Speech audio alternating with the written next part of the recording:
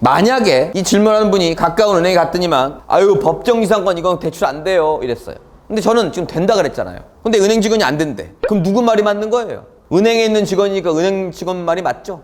아니 은행 담당자가 안 된다는데 내가 무슨 재주로 그걸 봐도.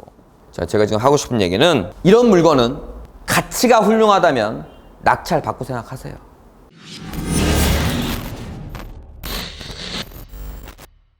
자, 지상권을 설정해둔 토지의 야적 등의 법정지상권 문제가 되는 물건을 대출 관련 문의드립니다. 뭐 많이 있대요.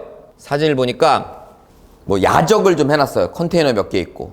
요 뒤에 있는 건물은 경매 나온 게 아니고 요거예요, 요거. 야적을 막 해놨고. 사진에 하나씩 읽어볼게요. 사진에 물건에 관심이 있어 입찰을 고민 중인 회원입니다.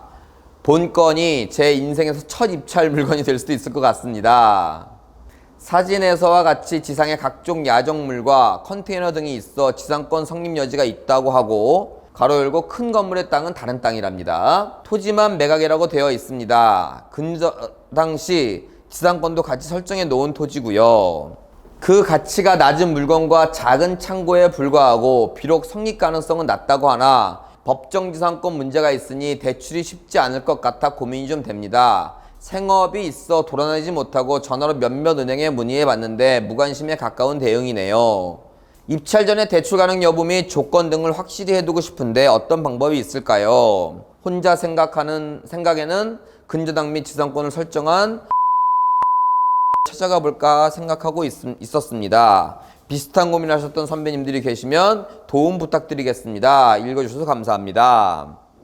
자, 법정지상권이 성립될 가능성이 여지가 있다. 이런 경매지의 멘트가 있고 그 위에는 컨테이너와 야적되어 있는 게 있답니다.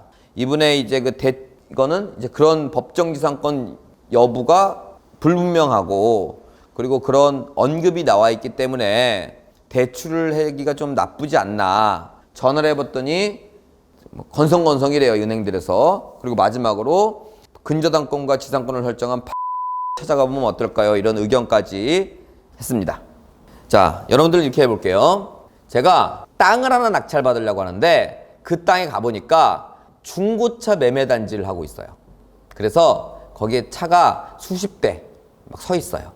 자, 그 땅은 대출이 나옵니까? 안 나옵니까? 여러분 의견을 여쭙는 겁니다. 땅을 갔는데 중고차가 쫙 이렇게 서 있어. 그럼 그 땅은 대출이 나올까요? 안 나올까요? 특별히 안 나올 이유가 없죠? 그냥 땅에 통산이 있는 거잖아요. 맞죠? 그런데 거기에다가 경매 정보지에 위에 자동차 수십 대가 있어서 법정지상권이 성립 여지가 불분명하대. 그게 바로 그냥 이겁니다. 컨테이너의 야적. 그런 얘기를 왜 법정지상권 얘기를 왜 썼는지 모르겠는데 그냥 들을 수 있는 모든 동산들은 아까 표현한 그냥 중고차 매장이라고 생각하시고 입찰하시면 됩니다. 여기서도 이제 중요한 메시지가 하나 나오는데요. 지금 요것부터 먼저 해결할게요. 은행에 문의해봤는데 무관심에 가까운 대응이래요. 좀 바쁘실진 모르겠지만 전화로는 확실한 대답을 찾기가 어렵습니다.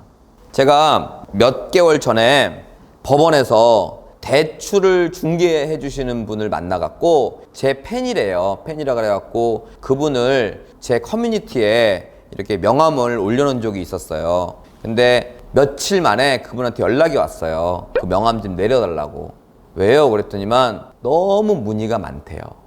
입장을 바꿔놓은 거예요. 아, 문의가 많으면 좋은 거 아닙니까? 그랬더니만 입찰도 안 하고 심지어는 현장도 안 가보고 질문부터 안 되는 거야.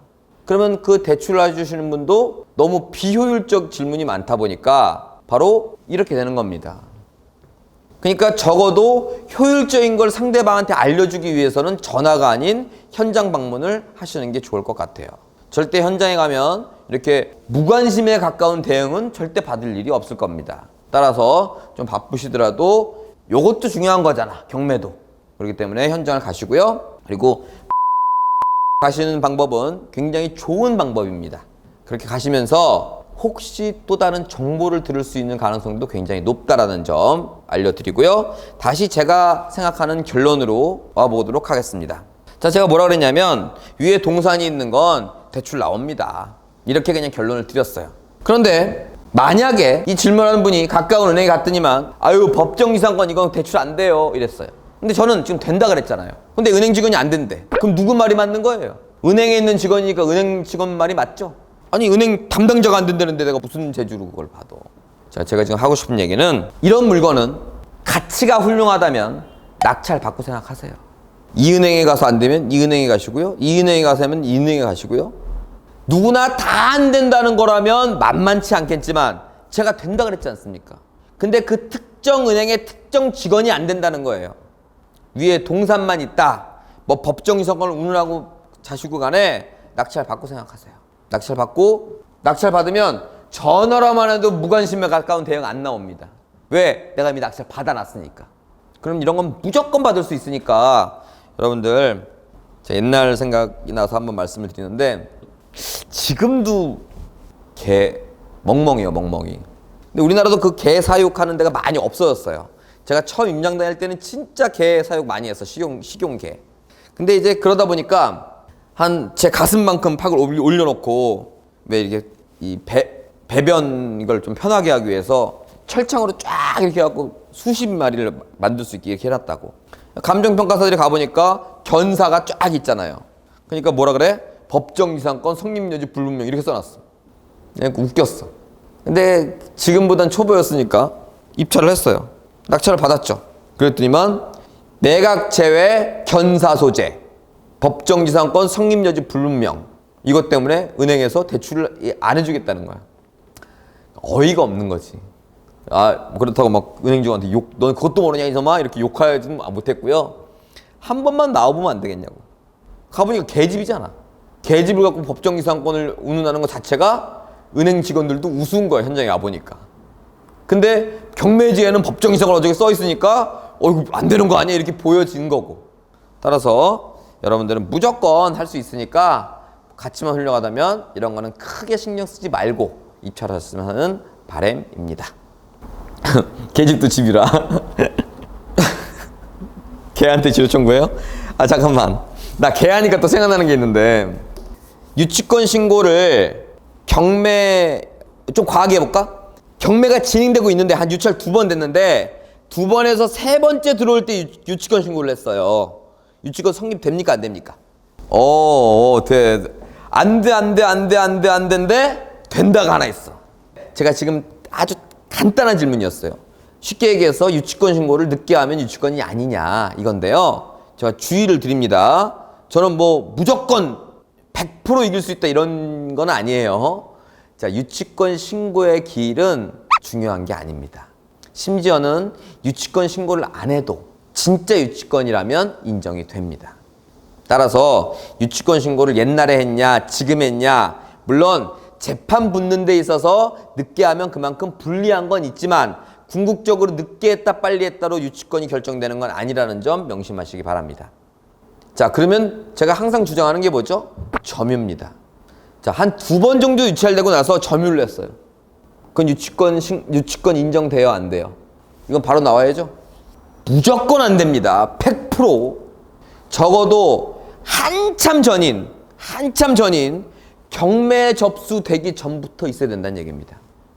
자 그런데 유치권 신고를 나중에 했거나 그리고 점유를 나중에 했다면 뭐 유치권 소송 등으로 유치권 배제 소송이죠 등으로 이제 없애버리면 됩니다.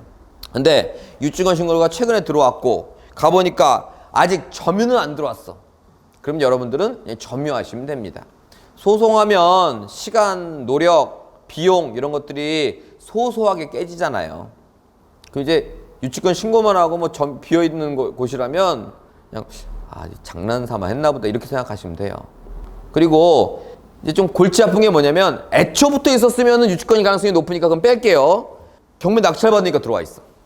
그러면 무단 점유, 주거 침입 등으로 고소부터 하고요. 사기 경매 방해 같이 고소부터 하세요.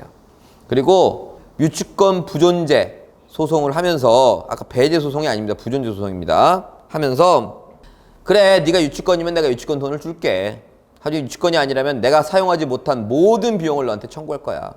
형사, 민사 다 그런 식으로 유치권 부존재만 하지 마시고 들어가면 그렇게 이상한 어설픈 유치권들은 다 깨갱하고 나갑니다. 그러니까 유치권자들도 제 말 잘 들어요. 그게 진짜든 가짜든 이거 제대로 하지 않고 저 같은 사람한테 걸리면 괜히 좀 이상하게 하고 돈 좀 벌어보려다가 오히려 돈 나가고 잘못하면 실형도 선고받으니까 함부로 하시면 안 됩니다. 저는 진짜 유치권이라면 드립니다. 하지만 가짜 유치권이라면 반드시 깨기 때문에 입찰자라면 그런 것들만 잘 파악하신다면 별 문제 없이 해결될 것 같습니다.